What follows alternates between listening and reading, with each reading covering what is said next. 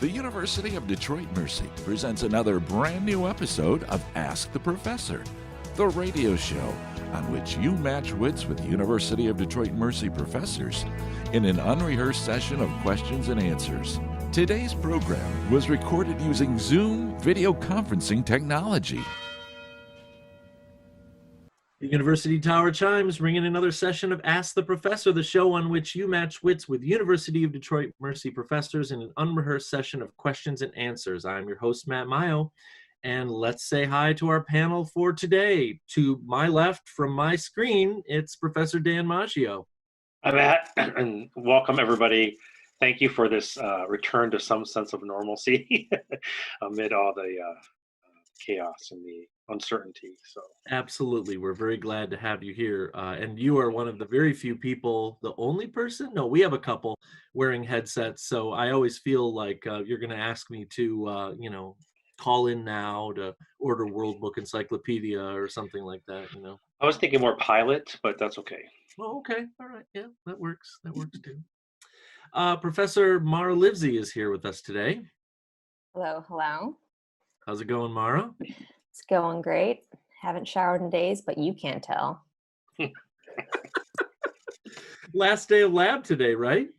That's right. Final grant proposals are due today. Let me tell you, I've never been more impressed by the quality of peer review that our students give one another. It's like really impressive. That's awesome. I'm glad to hear it. Yeah. I know that we all have different levels of hardship, but there is a special hardship that comes from the folks teaching clinicals and laboratories and studios during COVID-19 here. So a special place in my heart for you. Professor Jason Roche is with us. And I'm unmuting my mic so you can maybe pick up the sounds of the screaming kids upstairs, but glad to be here. Jason, we expect them to make an appearance sometime during the show. Well, they did when Dave took the screenshot, so you might see them in that screenshot, Dave. They're there? All right. They're frequent guests in my online classes as well. I bet they are. Mostly my kids show up when I'm still teaching around 3 o'clock or in some sort of like uber important Zoom meeting where everybody is all higher ranking than me. And Dad, school's out. I'm like, I don't even know what that means. Okay. Professor Beth Oljar, aka B-Dog, is also here. Well, just a little memory of Kathy. Absolutely. We used to call each other that, so. Very, very nice. A good memory to be remembering times long gone, or not too far long gone, on days when, gosh, I have no idea when all the memories are going to come flooding back at this point. Probably the moment that I have any meeting with people in a live form sometime in the future. I'm just going to lose it. Speaking of Professor Kathy Bush, she always introduced Professor James Balfour Tubbs. Hello, Matthew. It's nice to see you through the cyber bunnies. You look the most comfortable of all of us, I gotta say, Jim. Oh, I'm sitting in my living room. Yeah, doing just fine. He's got a leather seat. Yes, he has a leather seat. Professor Prasad Venugopal is here with us as well. I just realized that this system does not allow me to come back with a quick and witty retort. When Mara says, you can't tell, and I wanted to say, it's because we can't smell. And I don't know, we'll see. I'm happy to be here, and I was thinking at some point I should play that 3-second video that those of you in chemistry were privy to from earlier today. Maybe the rest of them should also see it, don't you think? Oh my, I don't know if people have seen the internet craze that is putting your entire face into the opening of a teapot and blowing out the liquid.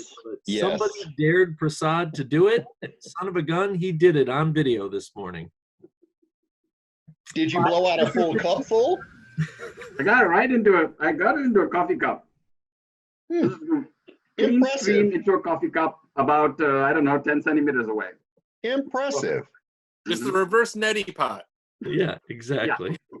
Oh, I could have saved myself $6 if somebody had said neti pot in the morning, because we have one at home But I went to Ace Hardware and got myself one of those little watering cans for $6. Damn it. Oh, well. Yeah. It looks like Professor Dave Chow is here, feverishly taking notes for the show. Pleasure to be here as always. Hopefully that's not a callback to Mara's shower. Me? It is. Oh my. Oh my. Oh. Professor Stephen Manning is joining us today. Good afternoon, Matt. Good afternoon. And what's this art you have behind you? I'm trying to make it out. Whoa. Mm. Very bucolic. Thank you, I think. Like the good professor. Professor Heather Hill is here with us today, too. Hello. Hello, Matt and everyone. Hello. You have the most neutral background. I would give you high marks, Heather. We've been doing a lot of interview practice for our pre-health students if they ever, finish undergrad at some point. And we always tell them to have neutral backgrounds when they're being interviewed for med school and things like that. It's not on purpose. It's just what's behind my desk. Makes for a great mugshot. Waiting for that. I wanted to say though that Professor Venugopal's comment about this preventing me from being quick and witty. The quick and witty comment he had from Mara was not exactly quick or witty. That didn't come out very quick or witty either. So let's proceed. Thank you. Nice to be here. I see that Prasad is cooking on another comment. We're going to wait 20 minutes. Oh, yeah. And we'll chime in about the counter line. Hey, folks, this is a program where you can send us questions regarding anything. If you stump the panel, you win a prize. If you don't stump the panel, you win a prize. You can send the questions to us in a number of ways. You can email us at atp@udmercy.edu. You can reach us on the web at udmercy.edu/atp. Or, of course, find us in our Facebook group. Or you can listen on your favorite smart speaker by surrendering all of your regular liberties by asking it to play Ask the Professor at University of Detroit Mercy. Who knows what else it's listening to about your life? Professors in the panel, we had a little contact here from longtime listener Brian Stoll of Elmira, New York. I started listening to ATP back in the 70s. It was on WHFM out of Rochester at some ungodly early hour Sunday mornings. I may have run across it in college in Ohio, but started listening again when I found it in podcast form, probably about 20 years ago. I might have done some sort of internet search trying to remember the show and found it was still in production. Loved the shows since. It's not at an ungodly hour. Well, it still is because I'm up early for work in radio, by the way, and I can listen whenever I want. Thanks for writing us, Brian. We really appreciate that. We have every confidence that Ask the Professor is actually, one of the longest standing, continuously running radio shows in the United States. And sooner or later, we'll, figure that out for sure and celebrate it. And the funniest too. I hear it's the funniest. Oh, absolutely. Yes. Absolutely. Mostly because of the characters. Is everybody ready for some questions? Yes. Oh, no? Okay, bye. Dear professors, in the past I sent you questions for your program, but now I return with a vengeance, figuratively speaking. I know how much you wanted me to send more, so here below are a set of 20, including a bonus question, meant to put your minds to the test. If you get 18 out of 20 right, consider yourselves fortunate in going against the unconquerable me. I wish you all the best. Natalie Bohe, Detroit Mercy alumna, May 2011, from Sterling Heights, Michigan. I remember Natalie. Excellent. Not only that, but I can't help but say, trying not to get too corny or dramatic here, but this email was sent to us on March 4th. So it feels like it's on the other side of the Grand Canyon as far as where we're sitting right now. 9 years to get here? What was that? It took 9 years for that email to show up? Well, no, it just felt like it was 9 years between March 4th and today. That's all. That was a witty comment, Prasad. Oh yeah, that was good. Oh. Good. Where someone needs to like visually keep track of like the witty meter or something like that. Nice try, Prasad. Or if you guys want, I've also got a soundboard here with god awful sound effects too, if we need those. So No, sure. sound bad enough. Pure We move. make our own god awful sound effects enough. So it says here the shortest war in world history took place in 1896 in Zanzibar, located in present-day Kenya. How long did it last? 30 days. 47 minutes. 1 day. I think that Prasad gets the the nod on this one. It says, depending on perspective, 38 to 45 minutes. The conflict between the British and the Zanzibar Sultanate was between just about 9 a.m. and about 9:40. Economical. Who won? The people who made the clocks, I think. I don't know. That is really short. Does our resident political scientist have any memory of the Great Zanzibar War? Wonder how long it took to concoct the peace treaty afterwards. Wait a minute. How old do you think Stephen is that he would have a memory of that war? Not an empirical memory, for Pete's sake. Another witty comment, I see. Okay, try this one on for size. These questions look like they're all over the map. Which island in the Bahamas is home to feral but swimming pigs? It says no humans currently reside on this island. The feral but swimming pigs island? I'm going to give partial credit. What did Heather say? Heather said... Never mind. You don't need to know. How about Feral Porkopolis? Swimming Pig Island. Swimming Bacon Island. No, it says the name of the island is Exuma, E-X-U-M-A. I didn't know there were no people on that island. Yeah, Oh. no people. Yeah, Jim, don't book the cruise to Exuma. Right. I think don't book a cruise, period, is good advice. It's pretty close to Florida. Oh, Exuma Island is. quite true. Let's see here. Humphrey O'Sullivan is credited for what modern invention? Humphrey. Does that have anything to do with his name? You know, it doesn't. It doesn't. I guarantee, thou, that most of us are enjoying this invention at this exact moment. And it has nothing to do with underpants. Oh. The internet? No. A little bit older Elastic. than that. Elastic. Like elastic Deodorant. waistband. Really close, Prasad. Really, really close. It has something to do with rubber. Oh, Rubber band. On the sole? On shoes? Yeah, it's the sole of shoes, rubber soles. Humphrey People wearing O'Sullivan. shoes? People are wearing shoes? I who said are the some heathens of us. wearing shoes in their house? Yeah, who's wearing shoes? Get out.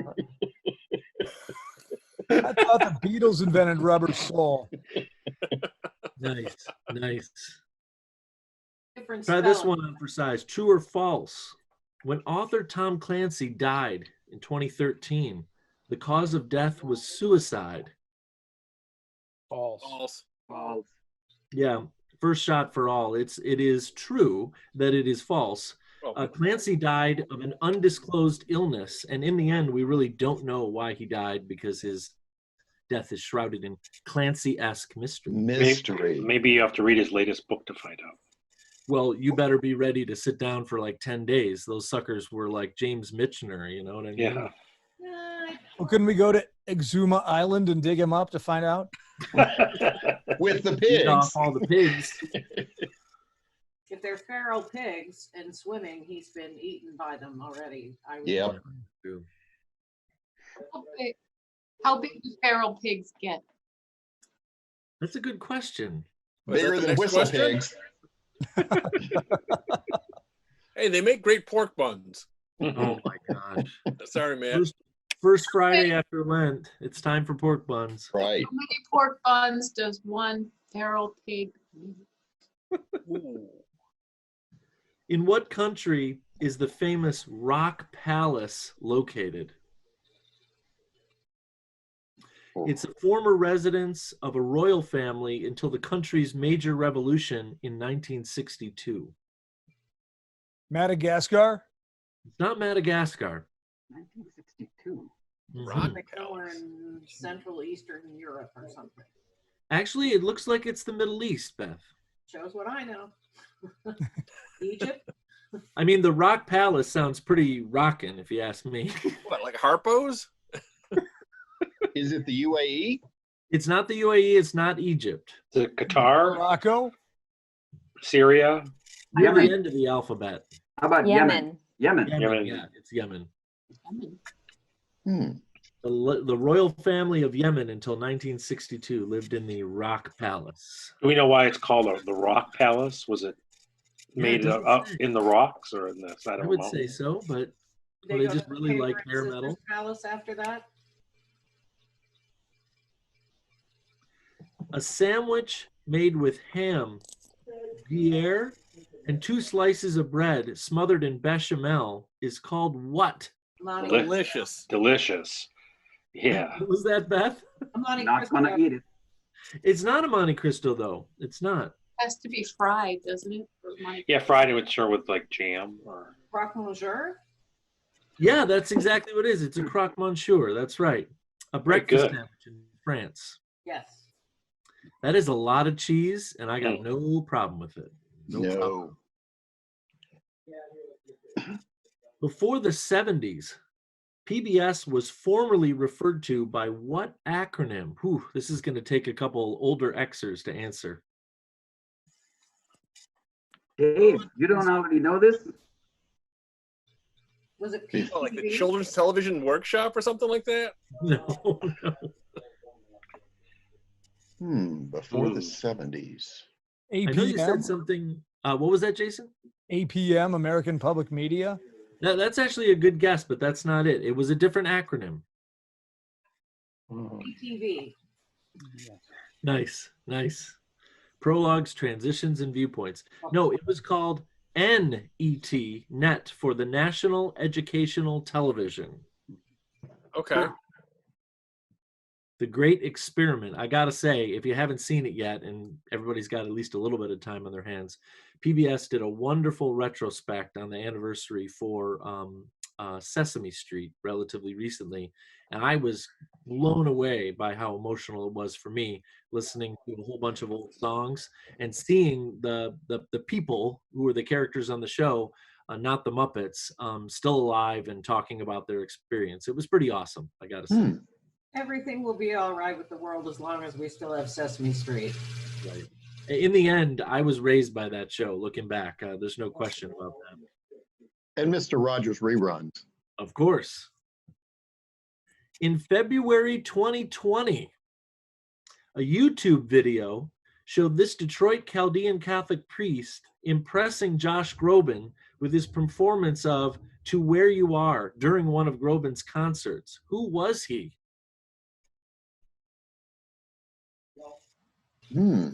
Chaldean priest. Ooh. Yeah. I'm surprised you don't know this. This was a YouTube sensation. His name was Father Patrick Seto. And at Detroit Mercy, we have a number of Chaldean students who had a direct connection to this priest. So they were sharing it quite a bit on social media. Okay. Okay, Sonic, the fast food drive-in, released an odd tasting slush in the last 5 years. What was the flavor? I could describe any other food item, seriously. Including the solid foods, right? He gave me a little more specific. So it was a form of a beverage. A milkshake? It was not a shake. Oh, like a 696 ooze or something like that? You're pretty darn close, Dave. Pretty darn close. Ooh. How about dill pickle? You are exactly correct. Wow. Engineer Michael Jason was a dill pickle slush. You know, you're all making that sound, but I'm telling you right now, on the hottest days of the year, I get this look from my wife, and we all go out for ice cream, and she gets the suicide slush every time. She thinks it's the greatest thing in the world. I don't know if there's dill pickle mixed in, but She likes the every favor slush. Like you would know? You know what I mean? Name all 6 countries that once made up the former Yugoslavia. Professor Livezey, I'm looking. Montenegro, Herzegovina, Serbia, Bosnia, Macedonia, Albania, or no, Albania, Kosovo. Croatia, Serbia, Herzegovina. People say Bosnia, Herzegovina, Serbia, Montenegro. Croatia, Montenegro. Yeah. Yeah, you hit them all. Very good. Very, well, very good. Montenegro's where Nero Wolfe is from, who is the greatest detective who ever lived. So. Montenegro. How old did the oldest person in the world live? 117 years, Yeah, 48 days. 127. Actually, I'm giving it to Professor Hill because, you know, within the error bars, it was 122 years. Heather. Really? Wow. Gene Calment. He was 5 years off, and I was 5 years off. How'd you decide this? Over Because is better you than added the under? 28 days, so she was closer. We needed Kendra here. That's why. I know. Where is she anyway? I've got Kendra on the phone. No. She's not. She's not taking the kids to soccer today. True or false? The capital of Kyrgyzstan is Yerevan. I got to go with true. True. I don't like these true or false questions. Neither do I. I say false. It's false. Yeah, it's definitely false. The capital of Kyrgyzstan is Bishkek. Wow, right on the tip of my tongue. Yep. Yeah.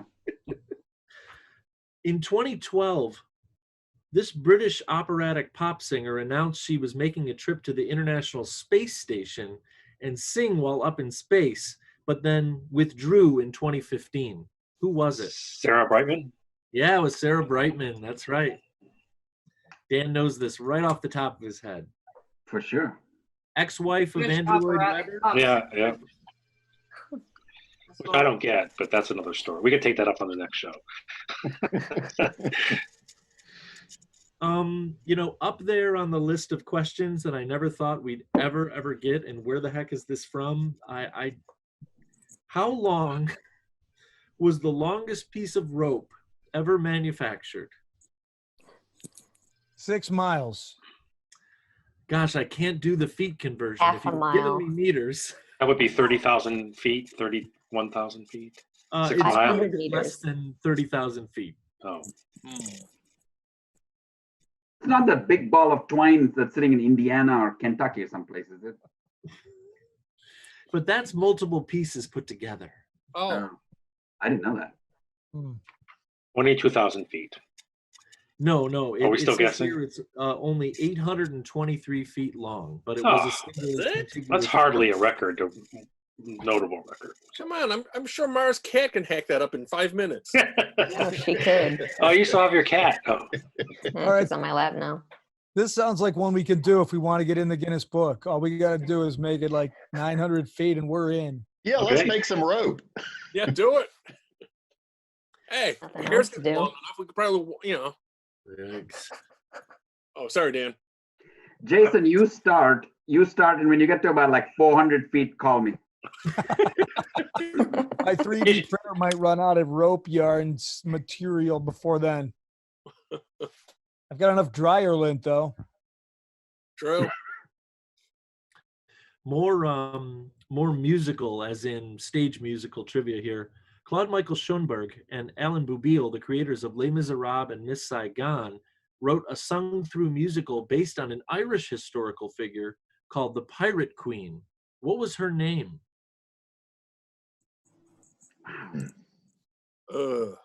Any ideas? It's very Irish sounding. Moira? Oh, something. Oh, something? Partial credit. Nick something? Is that close enough, Matt? No, seriously, you are. Grace O'Malley was her name, the Pirate Queen. You'll have to go check that out. In the United Kingdom, what are ice cream cones called in slang? Ices. That's not what it says. In Is it- slang. Is it more reference to the cone or the ice cream? You know what's killing me is there's an answer to this with no explanation, and it basically will just eat us all up inside for the next week here, you know? I'm getting a brain freeze on this one. I don't know. No, that's What tough. was it? Some Is it arbitrary like name that makes no sense? You know, it doesn't- sloshy or something like that? You know what it says here? They're called 99s. I'm not exactly sure why. Well, as in like Barbara Feldon? Maybe because it looks like a cone looks like a 9. Maybe. Or they were first sold for 99p. There you go. There you go. Spoken like the world traveler, Professor James Balfour Tubbs. Name the fictional character whose first name is derived from that of a popular entertainer born in Portugal in January of 1909 and previously played by several actresses, including Rita Moreno.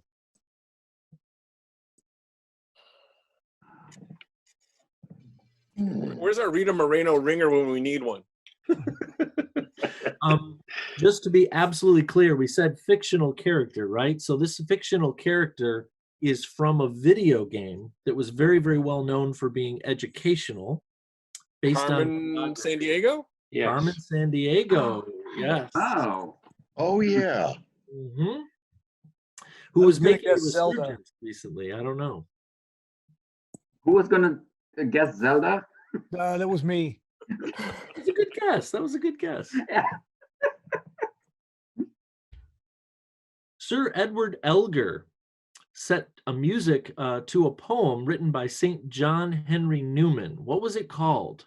Oh my.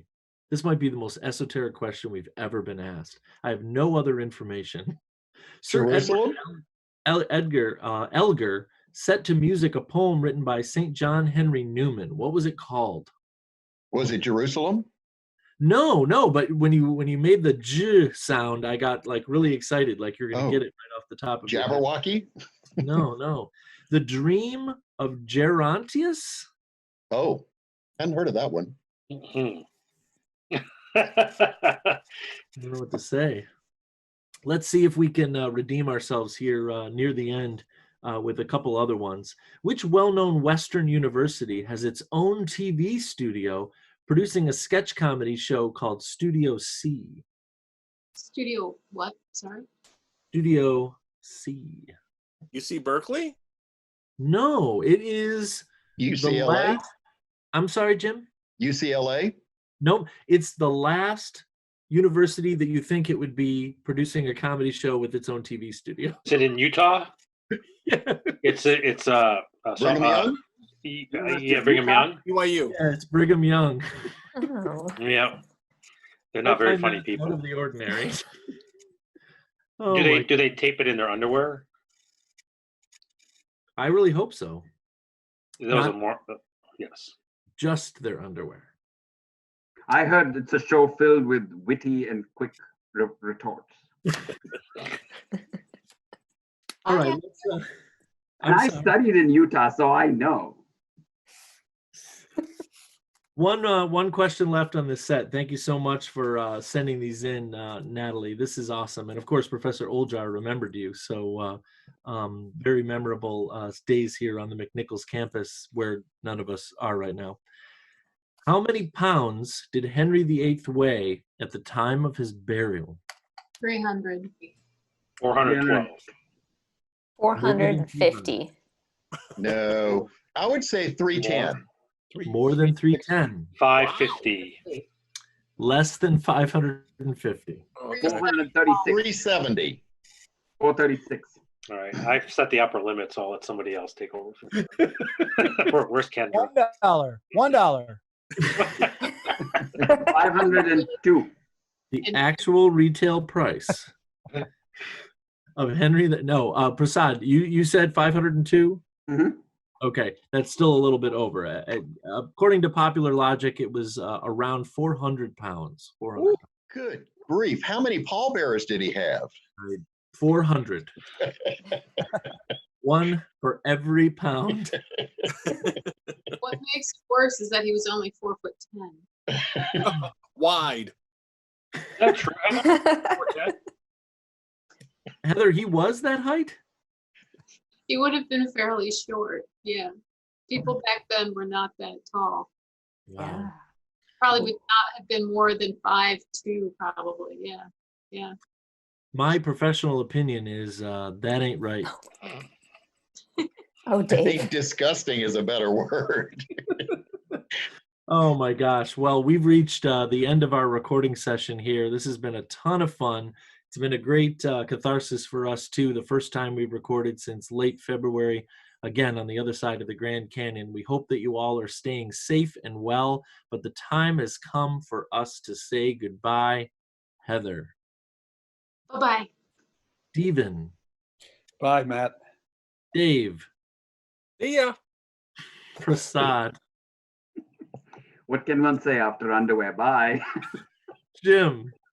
Goodbye. Beth. Bye. Jason. Wash those hands. Mara. Goodbye forever. Dan. No. Be safe. And now these words from University of Detroit Mercy. You want me to do the whole ending bit, Michael?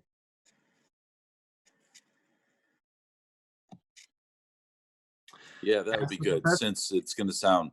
Yeah, go ahead. Okay. Ask the Professor is transcribed at the facilities of the Briggs Building in the Department of Communication Studies and the College of Liberal Arts and Education at University of Detroit Mercy's McNichols campus, ? No, it's coming from all of our homes.